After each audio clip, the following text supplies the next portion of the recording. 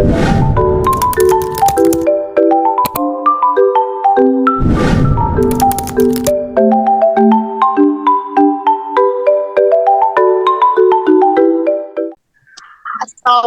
warahmatullahi wabarakatuh. Perkenalkan, saya Rizka dan dua teman saya, Endriani Lestari dan Anissa Nur Amalina.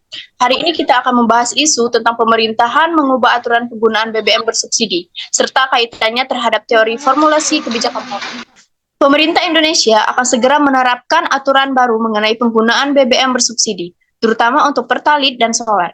Kebijakan ini akan mulai berlaku pada 1 Oktober 2024.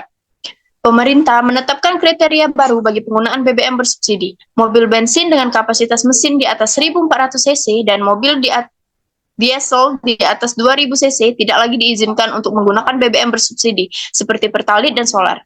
Untuk sepeda motor, hanya yang memiliki kapasitas mesin di bawah 250 cc yang boleh menggunakan Pertalite.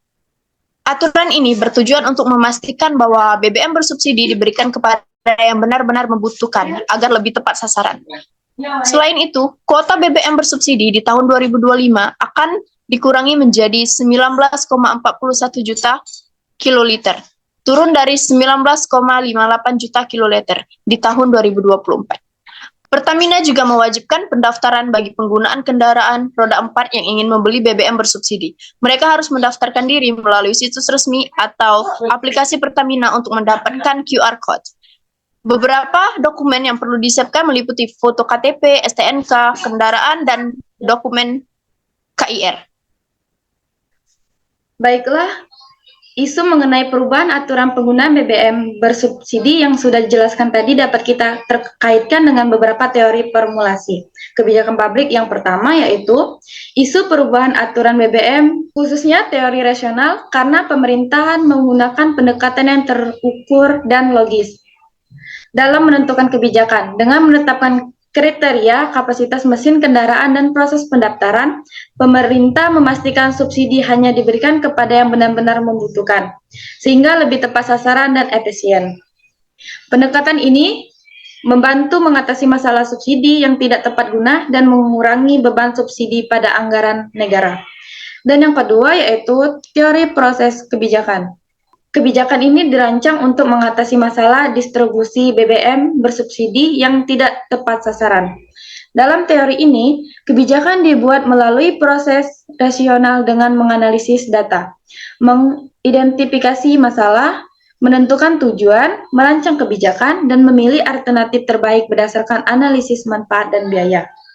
Pemerintahan menggunakan data kapasitas mesin, kendaraan, dan tingkat konsumsi BBM untuk menentukan batasan siapa yang berhak mendapatkan subsidi.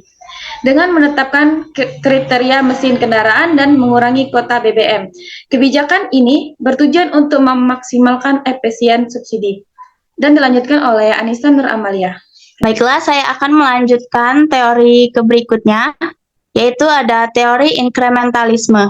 Jadi, kebijakan perubahan penggunaan BBM bersubsidi ini tidak bersifat revolusioner, melainkan inkremental ataupun bertahap. Ini terlihat dari penyesuaian kuota BBM dan perubahan aturan terkait kapasitas mesin kendaraan.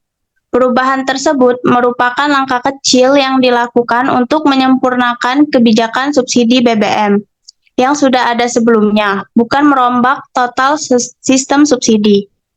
Revisi ini dilakukan melalui perubahan kecil pada Perpres nomor 191 tahun 2014 dengan mempertimbangkan kondisi ekonomi dan efisiensi anggaran negara.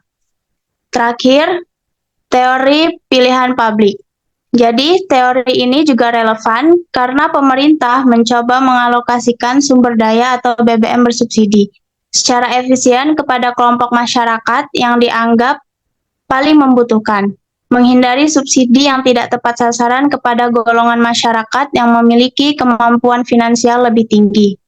Dengan demikian, kebijakan ini mencakup formulasi rasional dalam menentukan target penerima subsidi, inkrementalisme dalam perubahan bertahap dari kebijakan sebelumnya, serta teori pilihan publik untuk mengalokasikan sumber daya secara optimal. Aturan ini diatur melalui revisi Perpres nomor 191 tahun 2014 dan ditargetkan selesai dalam waktu dekat. Saat ini sudah ada 3,9 juta pendaftar penerima BBM bersubsidi. Baiklah, itu saja yang dapat kami sampaikan. Jika ada salah kata, kami mohon maaf. Kami akhiri. Wabillahi taufiq wal hidayah. Wassalamualaikum warahmatullahi wabarakatuh. Wassalamualaikum warahmatullahi wabarakatuh.